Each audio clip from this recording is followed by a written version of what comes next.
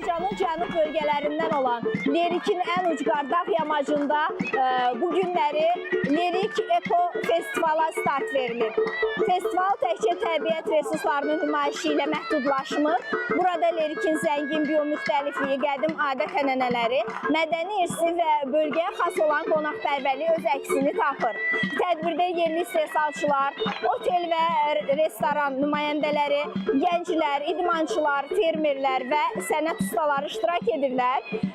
Setlərdə də görürsünüz, festival iştirakçılarına Lerikin təbiətini, mədəniyyətini və yerli məhsullarını əks etdirən sərgilər təqdim olunur.